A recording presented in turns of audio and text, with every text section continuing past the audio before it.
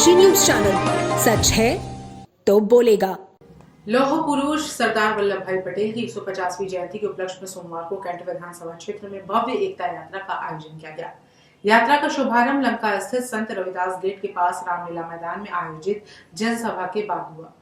उद्घाटन समारोह के मुख्य अतिथि उत्तर प्रदेश के उप मुख्यमंत्री ब्रजेश पाठक ने जनसभा को संबोधित करते हुए सरदार पटेल के योगदान और राष्ट्र की एकता में उनकी भूमिका को याद किया। सभा को संबोधित करने के बाद डिप्टी सीएम ब्रजेश पाठक ने एकता यात्रा का औपचारिक शुभारंभ किया।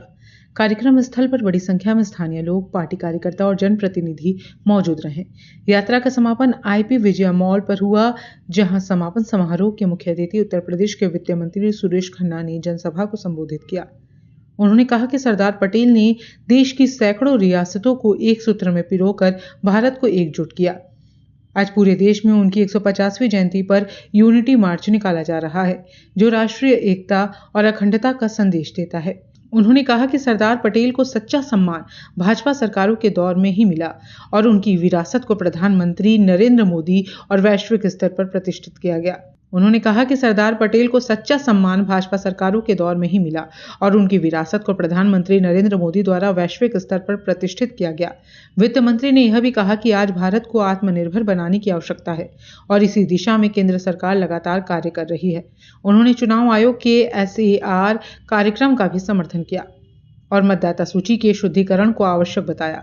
डिप्टी सीएम ब्रजेश पाठक ने कहा कि आजाद भारत के बाद भारतीय जनता पार्टी का हर कार्यकर्ता सरदार वल्लभ भाई पटेल के मार्ग पर चलने का संकल्प दोहराता है। पूरे आयोजन के दौरान उत्साह, देशभक्ति और एकता का संदेश प्रमुखता से देखने को मिला। कार्यक्रम में विधायक और अन्य स्थानीय जनप्रतिनिधियों की उपस्थिति भी रही। लोगों ने झंडे और बैनरों के साथ यात्रा में बढ़ चढ़कर हिस्सा लिया और सरदार पटेल के एक भारत श्रेष्ठ भारत के संदेश को दोहराया। और उत्तर प्रदेश में कैसे आपको हम ये बात नहीं है, लेंगे ही कहाँ से लेंगे, उनको पच नहीं रहा ये चीज। आज पद यात्रा का कार्यक्रम है। आदरणीय श्री सौरभ श्रीवास्तव ये विशेष रूप से इस क्षेत्र से MLA हैं और इन्होंने एक नया कीर्तिमान स्थापित किया। उनके पिताजी भी MLA रहे, माताजी भी MLA रहे, पिताजी वर्षों तक बहुत सारे विभागों के मंत्री रहे। आज उसी परंपरा का ये निर्वाह कर रहे हैं। जहाँ तक सवाल है इस पद यात्रा के उद्देश्य का, तो यूनिटी मार्च अर्थात हम एकता यात्रा निकालने जा रहे हैं। सरदार पटेल जी ने इस देश को, जो तमाम रियासतों में बटा हुआ था, अंग्रेजों की मंशा थी कि जब वो यहाँ से छोड़ के जाएं तो भारत टुकड़े टुकड़ों में बट जाए, लेकिन सरदार पटेल ने उनके मंसूबे को पूरा नहीं होने दिया और इस देश को, सारी रियासतों को एक करके एक सूत्र में बांधा। एकता का एक संदेश पूरे देश और दुनिया को दिया।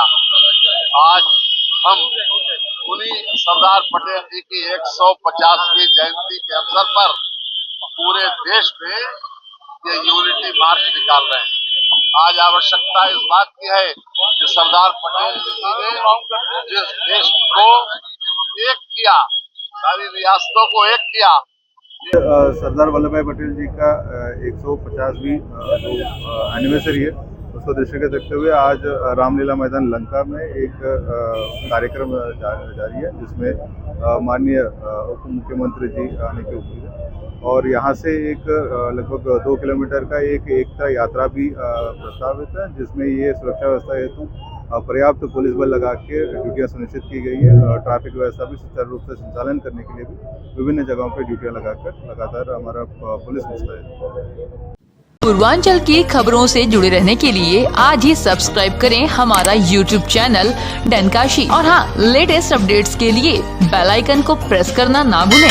और आपके पास है कोई जानकारी या है कोई सूचना, तो हमारे दिए गए नंबर पर आप हमसे संपर्क कर सकते हैं।